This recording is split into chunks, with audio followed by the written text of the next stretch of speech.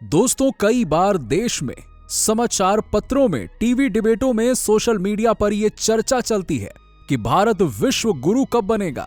विश्व गुरु बनने का अर्थ क्या है?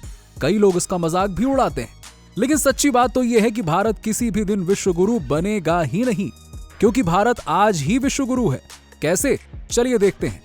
दोस्तों, आगे बढ़ने से पहले आपसे विनती है कि अगर आपने हमारे चैनल को अब तक सब्सक्राइब नहीं किया है तो आगे इस इंटरेस्टिंग वीडियो में आप खो जाएं, उससे पहले बेल आइकन का बटन दबा दीजिएगा और सब्सक्राइब का भी। चलिए टॉपिक की ओर बढ़ते हैं। आज दुनिया में जहां इंग्लैंड, जर्मनी और फ्रांस कट्टरपंथ और आर्थिक मंदी की चंगुल में बुरी तरह से फंसकर हाँफ रहे हैं, वहीं 19वीं शताब्दी में कभी न डूबने वाले सूरज का साम्राज्य कहे जाने वाला ब्रिटेन का सूरज अब जहां सदियों के अंधकार में डूबने को तैयार है। यूरोप के कई देश हैं जो कहते हैं कि अरे क्या लेना देना है उन्हें दुनिया से, वो तो अमेरिका के पिछलग्गू बन के खुश हैं। इजराइल अपनी अस्तित्व की लड़ाई लड़ने में साल के 12 महीने व्यस्त है। सऊदी अरब और यूएई अपनी छवि बदलने में लगे हुए हैं। अब बाकी मिडिल ईस्ट की बात करें तो ये पूरे के पूरे कट्टरपंथ की भेंट चढ़ चुका है। Iran, Iraq, Lebanon, Jordan, Syria, Turkey, Gaza, फिलिस्तीन, यमन, पाकिस्तान, अफगानिस्तान, बांग्लादेश, ये सब एक दूसरे के प्रति द्वेष या फिर गृह युद्ध में खुद को बर्बाद करते चले जा रहे हैं। अफ्रीका के कई देश गरीबी और गृह युद्ध से त्रस्त हैं और आज भी रोशनी की तलाश में हैं। उत्तर कोरिया ये तो पूरे विश्व को बारूद का ढेर बनाना चाहता है। यूक्रेन युद्ध भूमि बन चुका है। जापान अपनी गिरती हुई साख को सुधारने में लगा हुआ है। अब ब्राजील और दक्षिण अफ्रीका की बात करें तो ये विश्व पटल पर अपनी जगह बनाने के प्रयास में लगे हुए हैं। रूस यूरोप और अमेरिका के तानाशाही बर्ताव से लड़ते हुए खुद बर्बाद हुआ जा रहा है। चीन अपने विस्तारवादी मनोव्याधि से घिरा हुआ है। अमेरिका दुनिया पर अपना दबदबा और डर को कायम रखने और दुनिया के अन्य देशों में सरकारों को गिराने की योजना बनाने में व्यस्त है। अमेरिका, चीन और रूस सुपर पावर बनने की होड़ में दुनिया को बर्बाद करने पर तुले हुए हैं। ऐसे में सिर्फ एक देश भारत में ही सारी दुनिया को उम्मीद की किरण नजर आती है। एक भारत ही है जो डेमोक्रेटिक, आर्थिक और सैन्य महाशक्ति होते हुए भी ना किसी गुट में बटा हुआ है और ना किसी देश की संपत्ति को हड़पने की योजना बनाता है। भारत कभी भी अपने स्वार्थ के लिए किन्हीं दो देशों को लड़वाकर तमाशा नहीं देखता है, क्योंकि इन सब चीजों में इसकी ना कोई इच्छा है ना महत्वाकांक्षा है।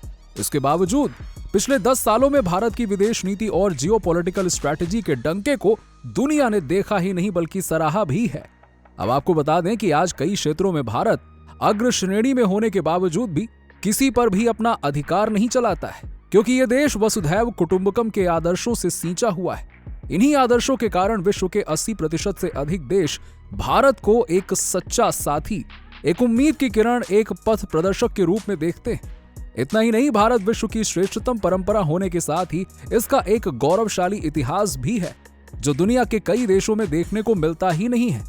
स्वार्थ, आपसी द्वेष, विस्तारवाद और हथियारों और परमाणु बम्बों के जखीरे को इकट्ठा करने की होड़ के अंधकार से जो दुनिया को प्रकाश की ओर ले जाए वही तो कहलाएगा विश्व गुरु। सुपर पावर और विश्व गुरु होने में बहुत बड़ा अंतर है।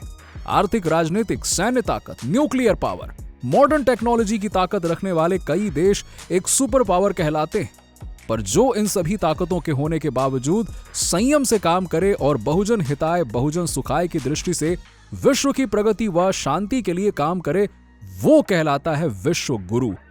कोरोना काल में ही देख लीजिए, भारत ने दुनिया के 58 नए देशों को 14.3 मिलियन वैक्सीन सप्लाई की थी, जो कोई भी सुपर पावर कहलाने वाले देश ने नहीं किया था।